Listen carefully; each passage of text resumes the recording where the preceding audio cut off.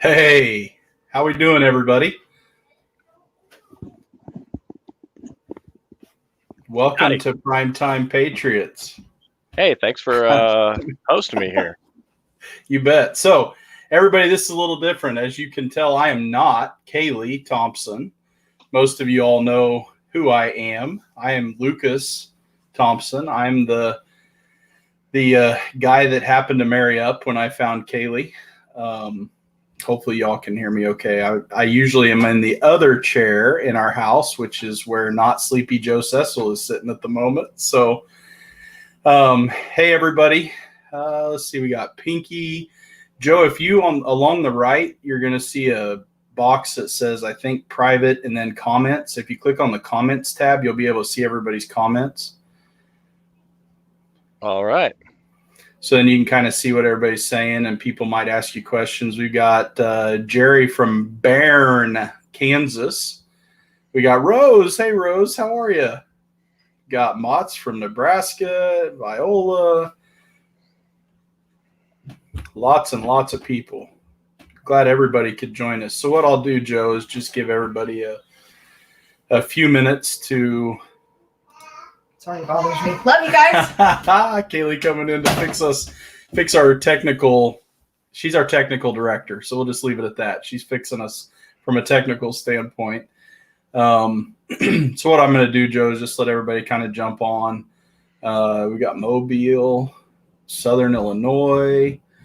Yeah, wow, Texas, Georgia, and so on. So far, it looks like at least 100 and some people on Facebook. I'm sure more on YouTube and so on and so forth. But yeah, so I give everybody Kansas City. There you go. Oklahoma.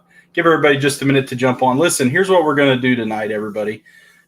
This is Joe Cecil. Joe, I could not Sleepy Joe, not to be confused with Sleepy Joe. Joe is a good friend of mine. We've known each other for about 8-9 years now, yeah. Almost 10 years. And he lives in Kansas. He works here in Indiana, Eastern Indiana, Western Ohio area. So he's up here for work with me. And he and I occasionally, when we have the opportunity, we will talk a little politics. And he's definitely to my left. So I know a lot of you, yeah, a little verbal ping pong. And we play ping pong too, don't we?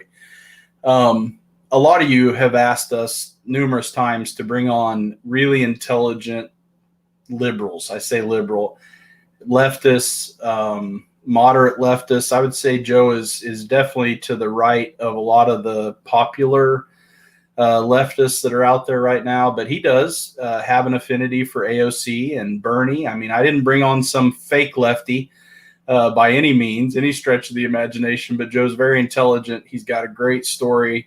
I think y'all are going to love him as a guest. So I'm so glad. We wanted to make this happen for a long time. We're finally able to.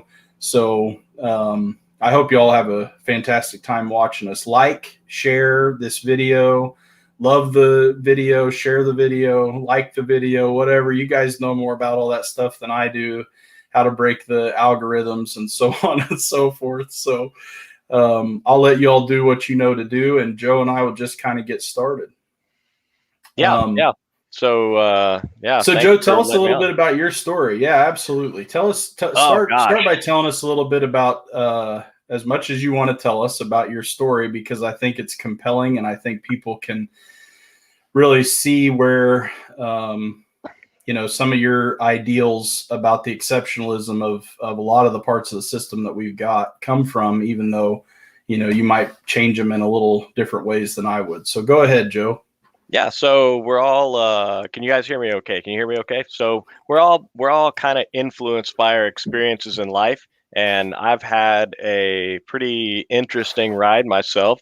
I'll give you the very brief Reader's Digest version. I was raised by a good single Jewish mom. Went very wrong. Right before my 19th birthday, I got arrested as part of a big federal drug investigation. Got arrested with a record at the time amount of drugs and spent 11 years in federal prison. Got out when I was 30 with a green duffel bag with a couple of Tupperwares and an AM/FM Walkman and a pair of sweatpants with a set, a 8-digit prison number on it.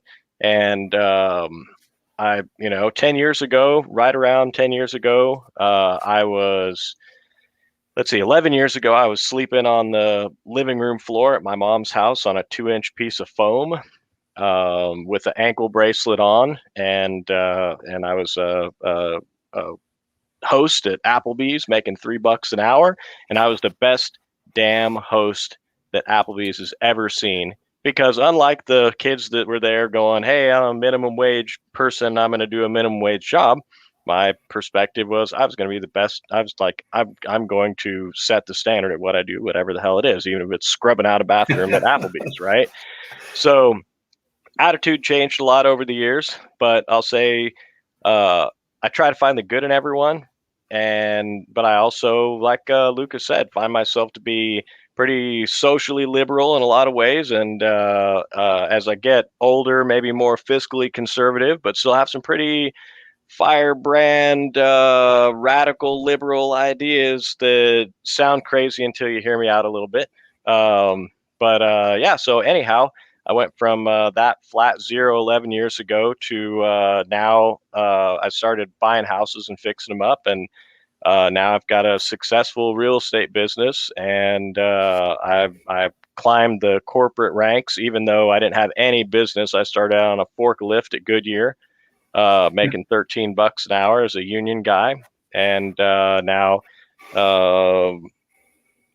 I have a pretty decent level corporate career that's come around in the last part of the decade. So here I am, and I got to meet Lucas when we both worked at Goodyear, and we were part of the planning team, and we hit it off, even though we had some very different beliefs. And the thing is that, like, we're all people, and I think a lot of that, we just get lost in forgetting the humanity when most of the ways that you're learning about stuff don't have anything to do with interacting with people in person. The reason that I chose real estate investing and not the stock market or some other kind of stuff is because I prefer to directly impact the lives of the people that I'm investing my money in. And that's how I want to do it. It's important to me that I'm face to face with the people that I'm making money from and trying to improve their lives along with mine. And that's what more American dream can you get?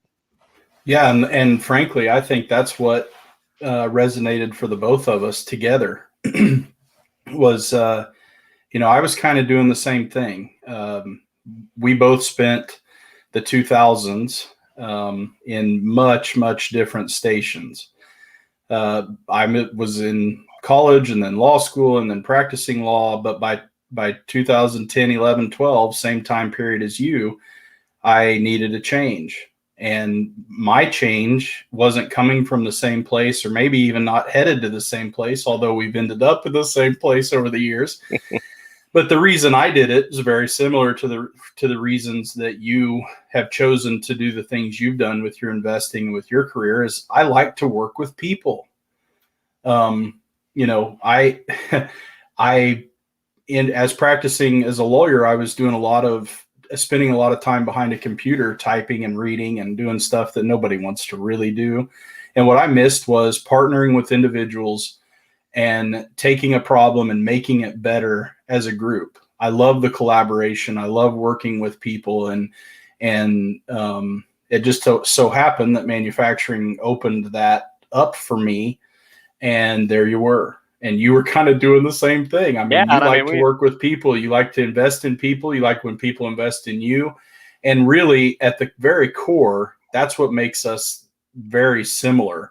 Despite all of our other differences, that's what makes us similar. And that's why I wanted you on the show, because the people that are watching know I'm not really that different from some of these people in a whole lot of core ways. How is it that we've gotten so far from each other for things that aren't really at the core of who we are.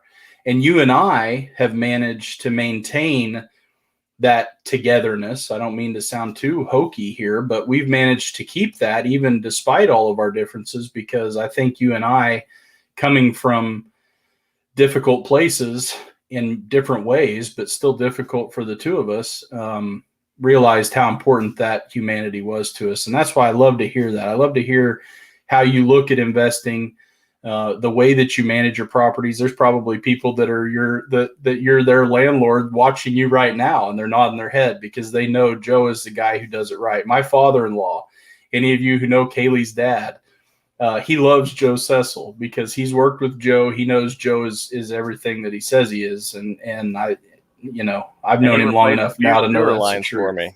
Yeah. Yeah. No, he did. Yeah. I've gotten work from him. Yeah. It's really funny. The first thing that I was thinking when you were telling your story about your 2000s was, my education was a lot cheaper. I'm to this day, right. So like, talk about American exceptionalism and the opportunity that's out there, right? I am a 9th grade educated high school dropout with a GED, I'm a convicted felon, and I had no job history until I was 30 years old and walked out of prison with a duffel bag. And I've had pretty big jobs in Fortune 500 companies, ever since I started building it up. And, me and Lucas both, neither of us we discovered manufacturing, and it's kind of it's a good, safe place to make a decent living and work with people and solve problems. And what more could you want? Right. But there's no better example of what's possible than me, because I've literally I never could have done it by myself. Right. I had help along the way, all as far as it goes, from people who had no business helping me. My very first, a real quick example I'll give you is, as soon as I got out, I was arrested with 2,496 grams of meth. And if you guys know anything about the state of Kansas, they charge you drug tax for that, right? So they arrested me and charged me with not having drug tax stamps, which obviously I wasn't going to go buy any, because I would have told them, for meth. So it was $400 per gram, which was so I owed $998,400 in Kansas state drug tax when I was released. And I'm a person who believes in paying my debts, And so the first thing that I did as soon as I got a job is I contacted the Kansas State Department of Revenue. And I said, hey, my name's Joe Cecil. I owe you guys, they see some of my stuff. I owed them $989,000 and some change.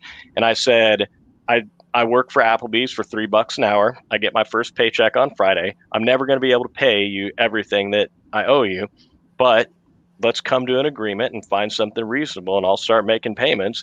And because I want this off my record, and I want to settle this debt that you guys have with me. And the Department of Revenue for the state of Kansas drug tax administrator, a lady I think named Kathy Woodman, she said, well, let me call you back. I got to get with the committee. She called me back a half an hour later, and she said, I spoke with the committee, and they agreed with me that we're going to provide you a satisfaction of judgment without any additional payment. You've paid enough. Wow. So, hey, everything you said there takes us right into our first topic. One of the things that you and I have been able to agree on. Anybody watching this show, and by the way, I think I owe a hello, Diane. Hi, Diane. How are you?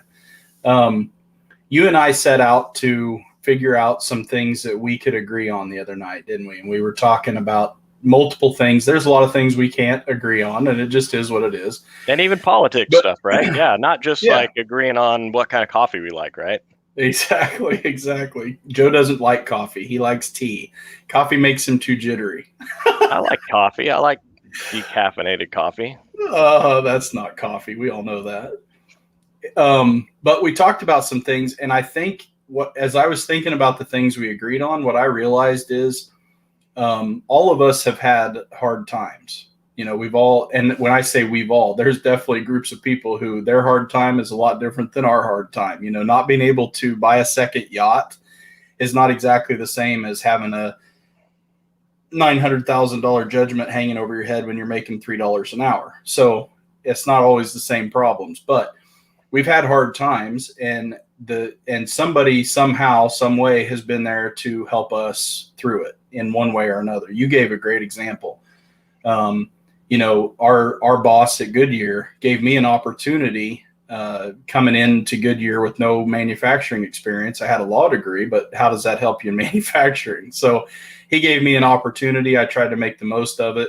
And I owe him dearly for that. He wouldn't ever take anything. I mean, I'm sure we've kind of gone back and forth a little bit of quid pro quo over the years, but the reality is he was there to help me up. And I think that the things we've agreed on, and we'll start with the first one, sort of reflect our feelings on that kind of subject. So the first topic, can the right and left agree?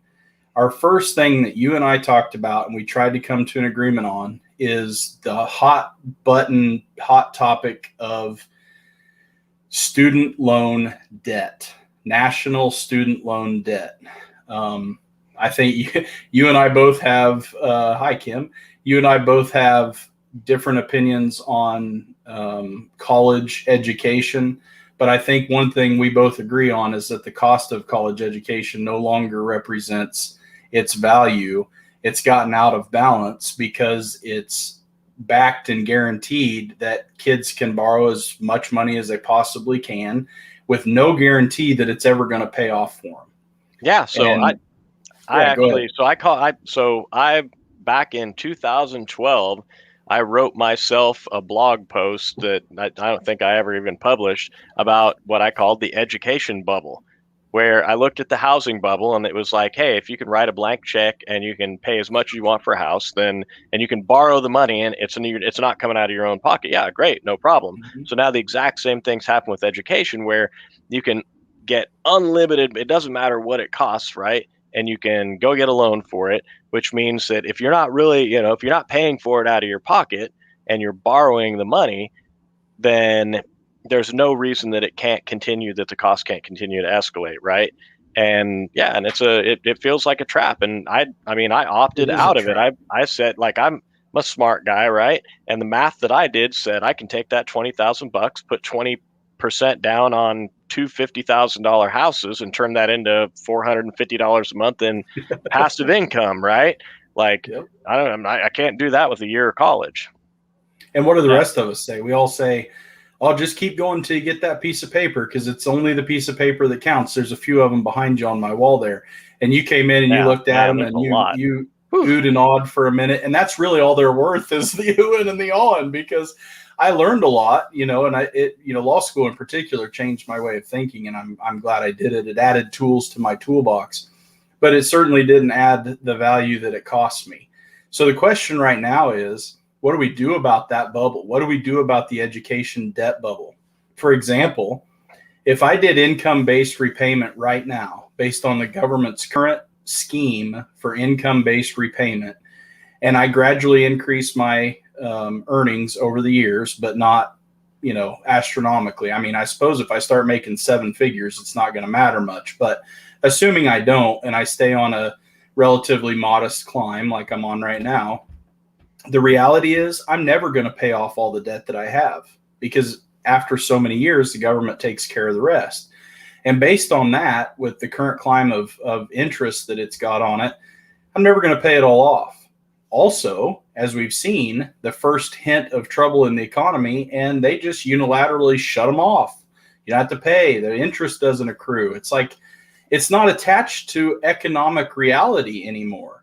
So you and I talked about that, and we said something needs to happen. But what is that something? It's totally just forgiving all student debt. I mean, why not do that? Right. Yeah, so, okay. Of course. So I mentioned that, and what did you do? You I'll be the left blanched at the idea. Right? Yeah. So I'll be the left mouthpiece, right? Because that's my role here, right? And go, well, we'll just give the money back, and like wipe it off. But so I don't agree with that. That doesn't make any sense to me. It doesn't make sense to me that people, because I know my personal story that I always share of the girl who went and got student loans and got a boob job, right? Yeah. With her student loan money. And that's how it is. And me, as a person who got my fingers and toes out and did the math and said, I'm going to opt out of that debt situation, right? Like, I don't want to be stuck with the bill, right? Well, there's lots of bills Precisely. like that. So, and there's got to be an alternative, right? Okay. So, Yes. So our alternative. So the thing I'm gonna cut to the chase on what we agreed to, because I want to make sure people that maybe have other things to do get to hear this. Here's what we agreed was a good solution. And I don't know that I've heard anybody on a national stage say this, and I've heard a lot of people talk a lot. So I'm guessing there's not a big push for this, but this is what we agreed to. We agreed that instead of a blanket amnesty on or forgiveness on all student loan debt, individuals should be allowed to have either discharge that debt through Chapter 7 bankruptcy if they meet certain requirements, or alternatively, under Chapter 13, be able to restructure that into something that's more manageable than where they're currently at based on their income. So in my view, for example, Chapter 7, if somebody files Chapter 7, but they're currently earning, out there, maybe they're still inside the means test, but maybe they've got, well, really, I can't think of it. I'm sitting here trying to think on the fly of a way that somebody could be within the means test and still have the means to pay off student loan debt of $200,000. I don't think it really exists. So assuming they qualify under the means test for Chapter 7 bankruptcy, they should be able to get their debt discharged. And what that does is they pay the price of, a hit to their credit and, the stigma or whatever that comes along with bankruptcy. Potentially they have to give up some assets if they have some assets, but it costs them something. And at the same time, they're able to get out from under this huge umbrella of debt that, for one, probably isn't ever going to get paid off anyway. And for two, holds down the working class economy from really growing at a level that makes more sense. Anything you throw into the economy that's not tied to economic reality hurts the economy in ways, sometimes in ways that we can measure, sometimes in ways that we can't. But from a populist standpoint, what it really does is it keeps the haves and the have-nots growing in separate directions at an all-time high pace. In my view, the working class Americans, folks that make, families of four that make between $50,000 and $100,000, they're never going to be able to get ahead when one of the members of that family, when the breadwinner or one of the two breadwinners has got $200,000 in debt hanging over their head, period. It keeps them from even getting the next generation of their family to a higher station.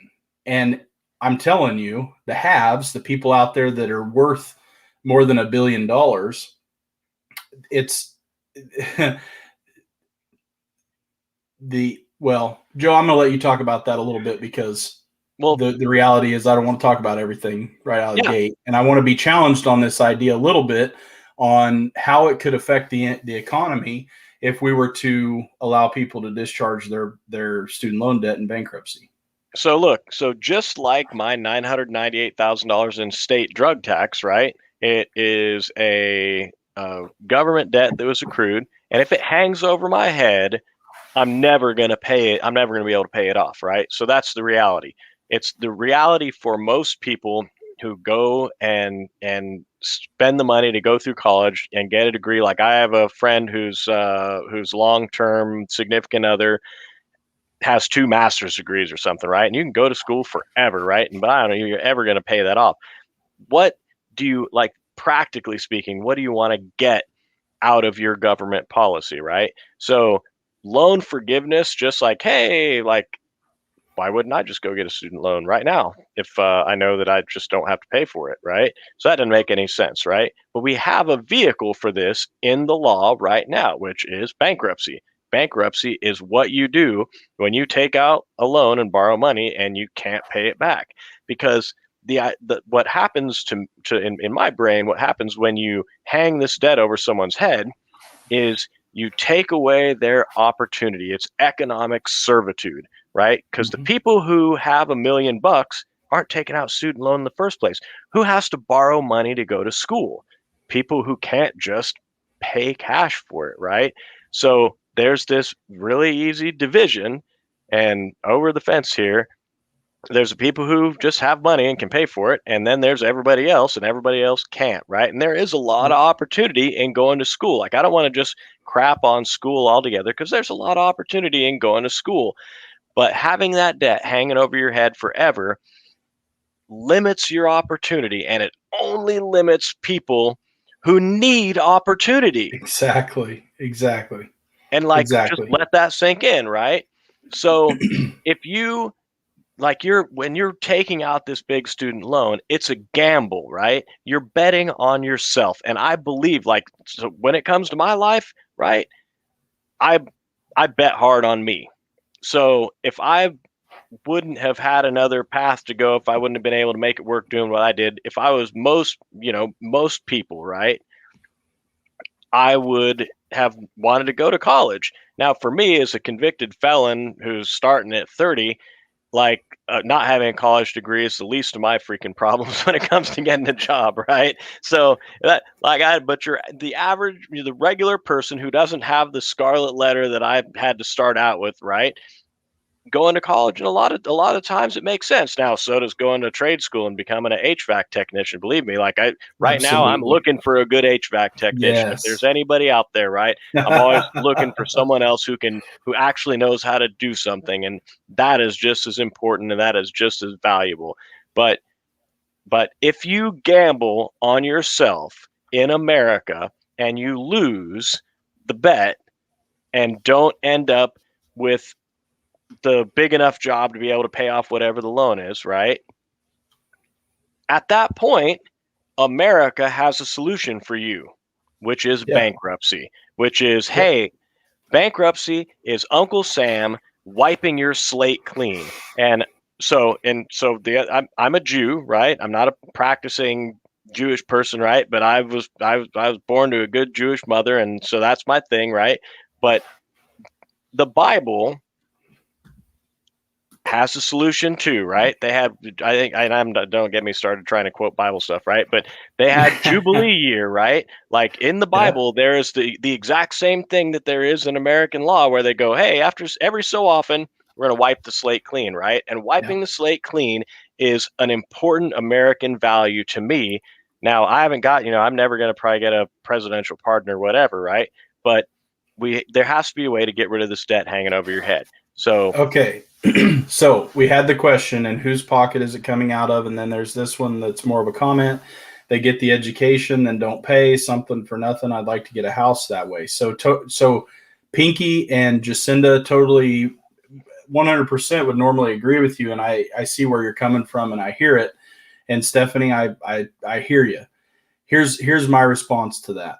Number one, if you haven't been paying attention to the news, and I know most of the people watching here have, since 2017, I believe, the Fed has increased its balance sheet from $2.5 trillion to $8.5 trillion. How do they do that, Joe? They print money. They print money. Now, that's $6 trillion US dollars. How many of those trillions of dollars, Pinky, do you have in your account? Enough to make a difference? Is there a trillion sitting in your account? And I don't mean to be an ass. That's not my goal. What I'm trying to point out is that money has gone somewhere. Typically, where that money goes is to other people with money. The old adage, you have to have money to make money, is an adage for a reason. It's reality. The people who are able to benefit from modern monetary theory or quantitative easing, or call it whatever the hell you want to, it's an influx of money into the overall system. It's added volume out of nothing. It's Keynesian theory. And the people who benefit the most are the people who have money to start with. Now, folks that have nothing but debt have a really hard time engaging in any part of that growth in volume. And all I'm saying is that's been the case forever, since the founding of this country. The people who have money get to take advantage every time there's quantitative easing. And the folks like us, the working class, don't get to see any piece of that. Now, I understand from a moral standpoint, from a this is the way I was raised standpoint, it's really hard to make a case that somebody should get this education and then not pay for it.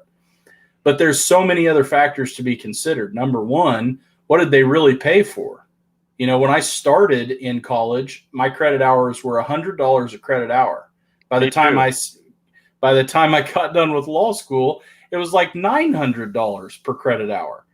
And the idea was not only was it not tied to any real cost for the education that I could, you know, see, but I had to take out money to be able to live too, because the idea of being able to get through college in less than 15 years and take a full load of school made it very difficult to work more than basically part-time at a rate that people weren't willing to pay me more than about minimum wage. So I had to borrow some to be able to live on while I was in school. That's just the reality for most people. I'm not saying it's that we shouldn't also address that side of things. And Joe and I have had that conversation 100 times, doing something about the education system to bring it more into some kind of realistic world. But in the meantime, here is a perfectly legitimate method to get a group of people. It won't be everybody, but there will be a group of people with college loan debt who need it the most to get relief. And on top of that, it then adds accountability back into the system, because then people won't just be able to borrow willy-nilly. There's going to become, because now there's a method that investors in this kind of investment could potentially lose, there's going to have to be, you know, some changes to account for that. And it allows all of that additional money that's been printed to not just go into the pockets of the ultra wealthy. And I don't just mean their pockets. It goes in their corporations. It goes in endowments to colleges that get a huge investment. I mean, it goes in a lot of places, but the rule of thumb stays the same. You have to have money to make money. So the people engaging in and benefiting from that volume increase are not the people who owe college debt to the point where they could file for bankruptcy under the means test and allow them some relief. So in my view, thinking about it from every angle, you're not talking about millionaires getting rid of their college loans if they have any. You're not even talking about people making more than $100,000 a year getting out of their student loans. You're talking about the working class struggling to make ends meet as it is, getting relief under Chapter 7 if they meet the means test and it fits for them. And I think it's a good idea. And that's one of the first things Joe and I, as a leftist and an American populist, were able to agree on. Let's move on to the second one, Joe, if you're ready. Yeah. Let's talk about drugs. Tell me about how we agreed on a limited government approach to drug laws and just drug crime. Yeah. So being a convicted drug felon, right? I've got a little bit of background and experience when it comes to this stuff, right? But also, like I'm in the liberal box, but I'm also very, very libertarian, and I very much feel like people should be able to decide what they want to do. And at a government level, I believe in the American form of democracy. Like, I believe that the people can get together and elect people to represent them and have those representatives go figure out what it is they want to do. And I believe that the reason that we have 50 states and not just one country is it was designed that way by the founders so that each state would have autonomy. Now, there are things that the federal government has to do. They have to, do like highways and whatever, right? There's a place for the federal government, and they have to coordinate things between the states. But when it comes to what I'm going to do in my house, I think that my state should be able to make the laws and make them work. So yeah, so Lucas and I talked about this, right? And we were looking for places where we see eye to eye, and this is one of the ones that comes up, right? That that there's no reason why each state can't figure out what it wants to do on drug laws, and people, vote with your feet. Yeah. From there, right? And people are doing it now on other stuff. People are, as states change, people are voting with their feet. Yep. And Joe, we led with the meat of our agreements, because I think our first issue is out ahead of people. I haven't heard a lot of people talking about it. I think it's important, and I think it's something Congress should take a look at. This one, we're kind of behind on a little bit, because I think in a lot of ways, the Obama administration sort of started laying the groundwork for the DOJ, at least, backing off of interstate drug action, particularly with marijuana laws. I don't know exactly the statistic, but I think that there's been very few federal indictments for marijuana violations in the last 10 years. That started with Obama. I don't think Trump really did much to change that. I know Jeff Sessions didn't. And then beyond him, even up to Bill Barr, there was very little enforcement of federal marijuana laws. So that's really where I would come at it from, is like, that's a pretty good model, right? The states over the years have decided we want to allow medical marijuana. Okay, that didn't hurt us all that bad. So now we're going to move it to recreational for an ounce or less. And, some states have held back, and some states have moved forward from there. But the reality is, if those drugs aren't moving out of the state, the federal government has no business working with it.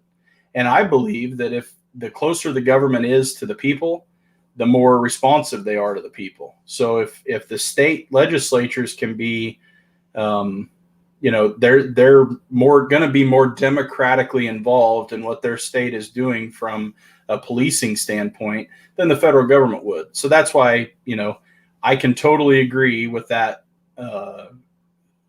overall, line of thinking.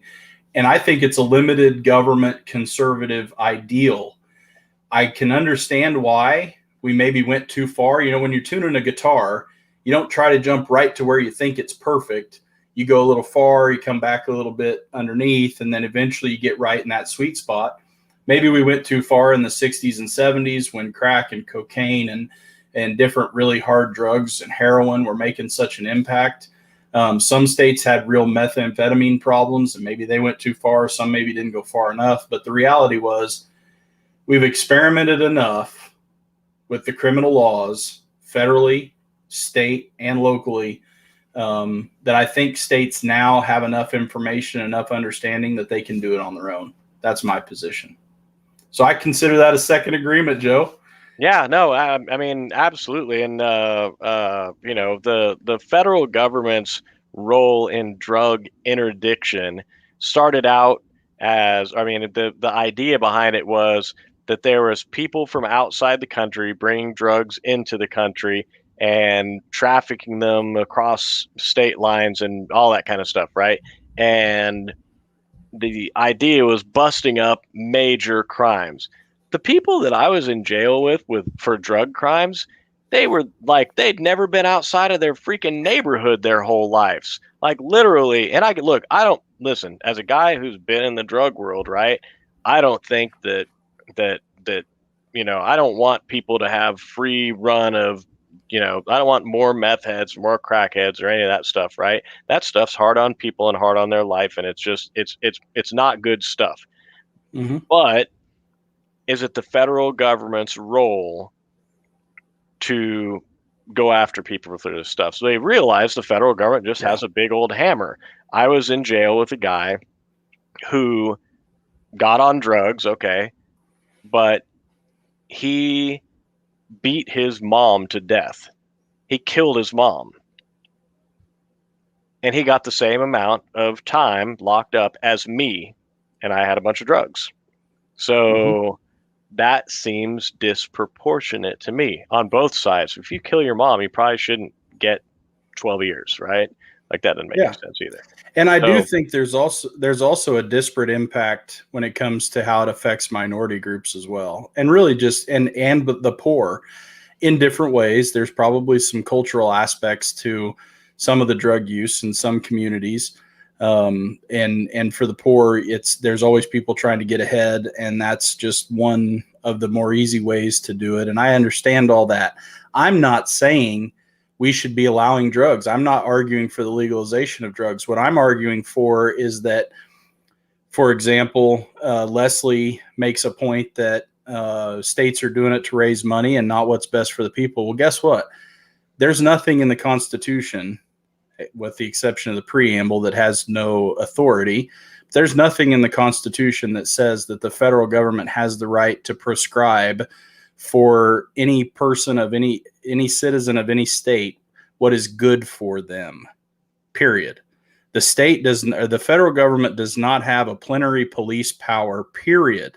There's no express or implied right to police in the hands of the federal government. They're passing all these laws based on interstate commerce. So if it's not interstate commerce, if it's all happening within the state, there's no reason the federal government should be involved.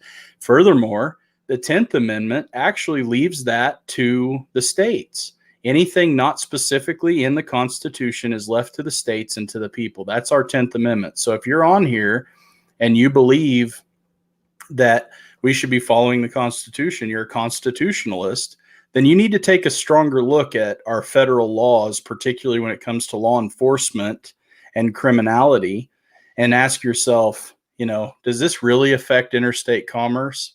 Yeah. And if you want a deeper, go ahead, Joe. So what I wanted to jump in and add, right? If you are a humanist and you think about it, right? So what made everyone pounce on drug stuff was that people were getting high, illegal drugs that you can't go down to the corner store and buy were expensive because they're illegal, and there's a lot of opportunity there, right? Because scarcity makes the price of things raise, right? So the laws were looking to address making sure that regular folks don't get their cars broken into and their houses broken into and robbed and raped and murdered and all that kind of stuff, right? That is the idea, is that drug laws protect you from the dope fiend, right? Now, I knew a guy in prison, right?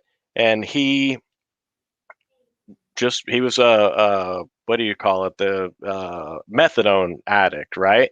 But he could go down to the methadone clinic, and he ended up going to prison because he robbed a bank. But it was completely unrelated, right? This guy had daily access to go down to the methadone clinic and get his drugs and go home, and that's literally what he did. Now, he also happened to be a lazy ass bum. So what he did was he went and robbed a bank. He went and robbed a bank, and he made a little bit of money. He paid his rent at his apartment 6 months ahead, lived like a bum, and went to the methadone clinic every day. But he did not go do crime in order to do drugs. He went and did crime because he was a lazy piece of whatever. He was what he was, right? But my point is that if drugs are not criminalized, if there's not an opportunity for cartels and organized crime and otherwise criminals to gain economically from them, if you can go, just like now in Colorado, you can go down and buy your bag of weed, you're squeezing the illegal trade out and making it so that, in theory, right, you can just go down the street and buy your drugs at the drugstore, and you're not hurting anyone but yourself. You're not out robbing and raping and breaking into cars to get your drugs. You're just getting high and getting by. And there's people out there, and you know them. You don't know who they are, but they. In some cases, we do. I know a few people who are highly functioning, but they do smoke marijuana frequently. Here's what I'll say about that. Some drugs are absolutely going to make people a net loser for society, period. They're going to end up being people we're going to have to take care of because the drugs make it impossible for them to contribute to society. And in that way, it indirectly impacts us. Here's what I'll say, though. we're in the middle of an experiment with marijuana, and whether you like it or not, it's a social experiment across this country where different states are doing different things, right along the lines of what Joe is saying with marijuana. And there's a lot of high functioning people who use marijuana and they contribute to society. They pay a lot of taxes. They have good family lives. It's not a gateway to something worse, and they live with it sort of like people do that have drinks every night. Same kind of thing.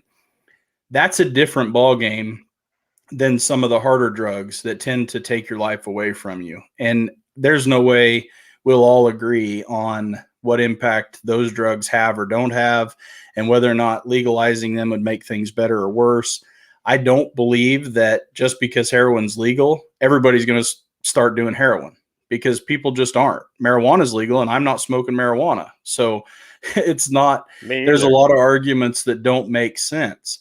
But the one argument that to me makes complete sense, and then we kind of move on, is the idea that if the drugs are not trafficking from state to state and it's not involved in interstate commerce, the federal government has no damn business trying to regulate it. That's my final word on that. Yep, that the state is perfectly capable of taking what you say at the ballot box and delivering you sensible laws that protect you against the dope fiend, while also making it so that what the people in your state want to do.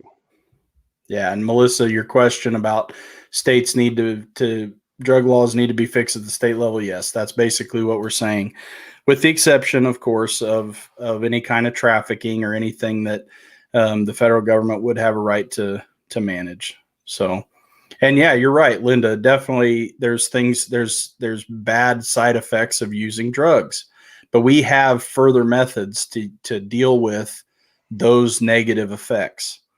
That guy should have done a lot more time than Joe for killing his mother, in my opinion. But it is what it is. Yeah, and I mean, I'm not defending that guy or saying, hey, we should make drugs free for everybody. I guess my thing really is that it just needs to, the federal government doesn't need to be involved in every facet of our lives. And that it's not that there's more prejudice in it than there is helpfulness. Yeah. All right. What was our third one, Joe? Do you remember? I had you write them down. What was our? I don't know. Did we make it to 3? Let me see. Yeah. It was getting late. We played a lot of ping pong. I don't want to have a lot of dead air, but I think we can come up with something. Yeah, but or maybe we can get one from the maybe we can get somebody from the that's commenting here to bring one up and test us, right? Because I think that so I guess what I'd say is while we're working on it, right, is that, believe it or not, as Americans, and right now, like, I had to get off of social media because it was driving me bonkers, and I just I had to kind of remove myself from the crazy red blueness in the world. And I feel like more and more of us, while we're scratching our head at what the other guy is saying, right? Like, if you go out and meet people in person and talk to anybody, like before all of this stuff, right? You would meet somebody and you wouldn't know what color underpants they were wearing. And you wouldn't know whether they were a Republican, Democrat, conservative, whatever, right? And you would get along with them.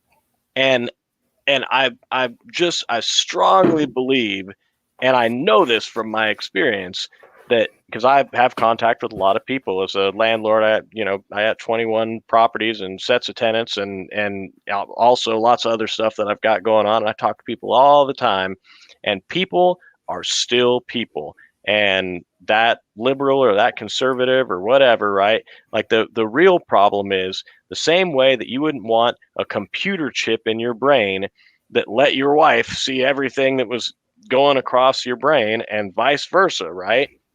You don't really want to know every unfiltered thought of everyone in your community. I don't, right? Because there's some things I don't want to know about you, right? And being able for us to live in a society as civilized people means that we have to stay out each other's head. And I think that the social media stuff gets amplified by the media stuff. And so I think that's another thing that we can agree on, right?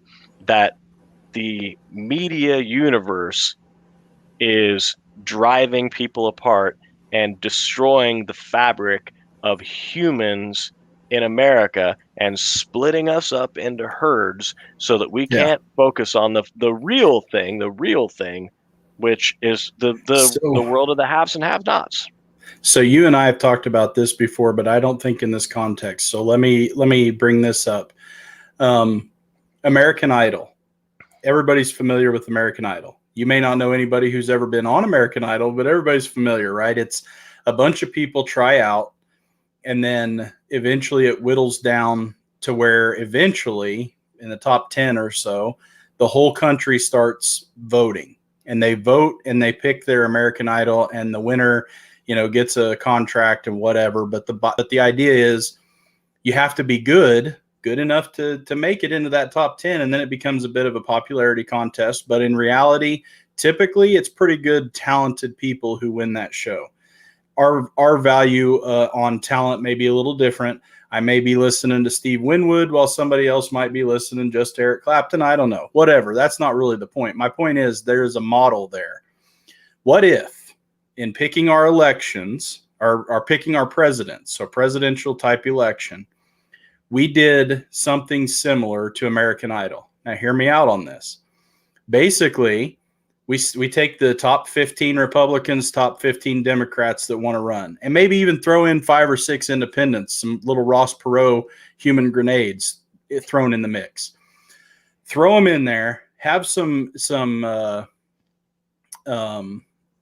unscripted but well edited and planned out opportunities for them to engage each other. They get to talk about their background. Maybe they play a game of ping pong. Maybe they do a talent contest. But basically they talk. We learn who they are over a period of time, 12 weeks, whatever. And over time, we whittle down from the 20 or 30 people that start the show. We get to the top 10. And of those top 10, there's 3 or 4 Republicans, 3 or 4 Democrats, maybe a couple independents. I don't really care. But the point is, then America starts voting.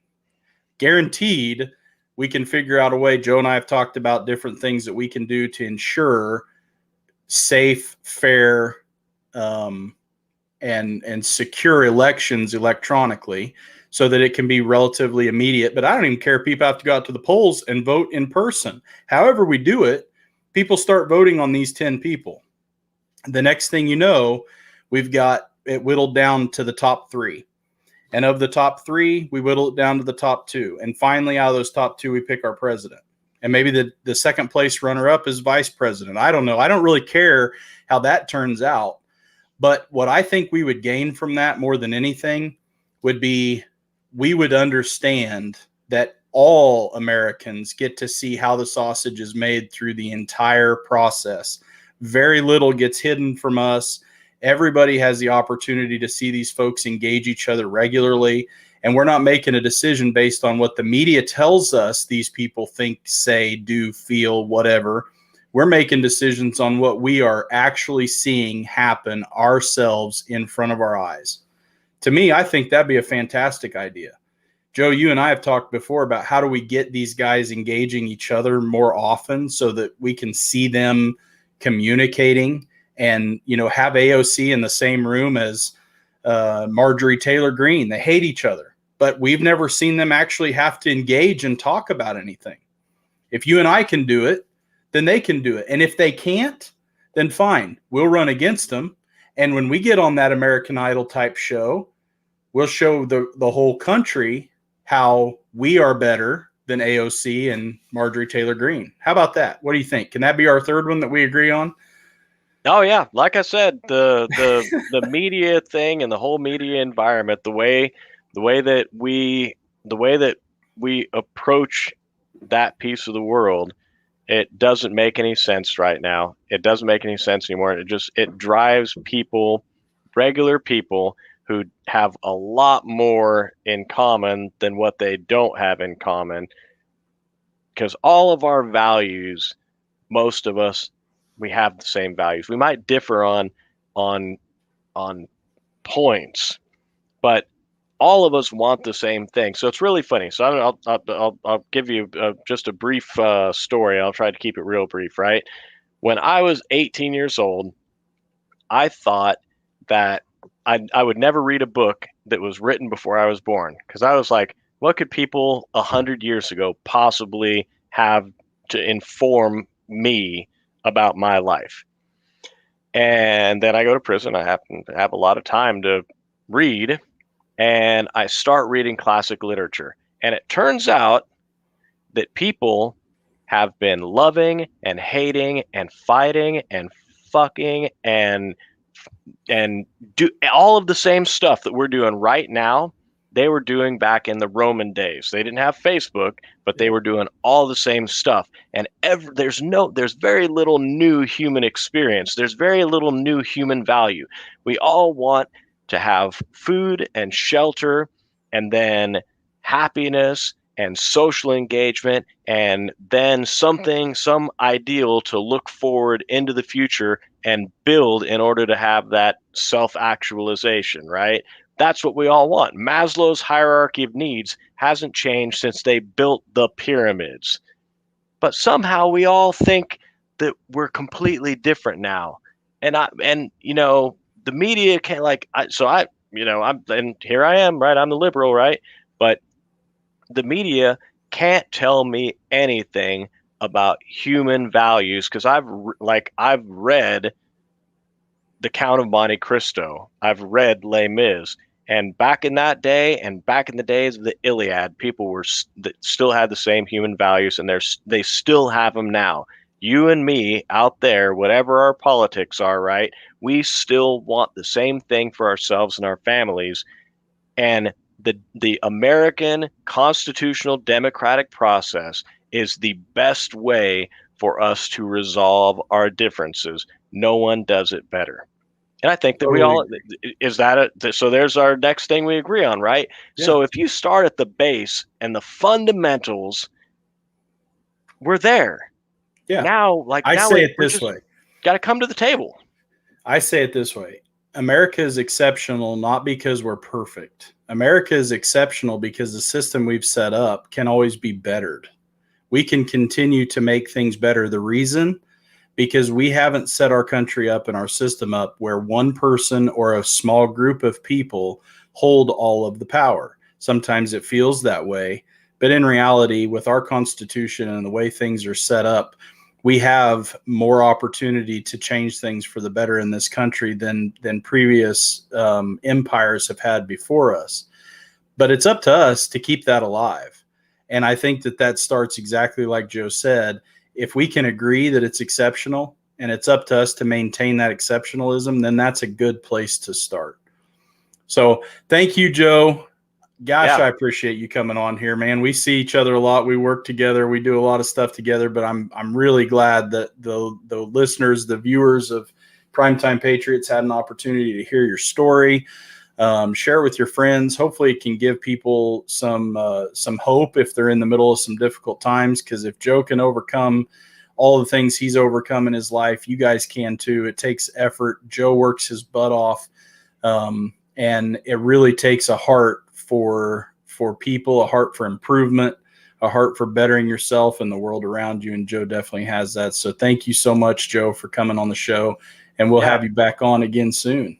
Yeah, and thank you all so I didn't know, you never know what's going to happen, right, when it comes to this kind of stuff. So folks, if you're out there watching, listening, engaging, I really appreciate you guys for giving me a fair shake here, right? Knowing that I was coming on as the left, right?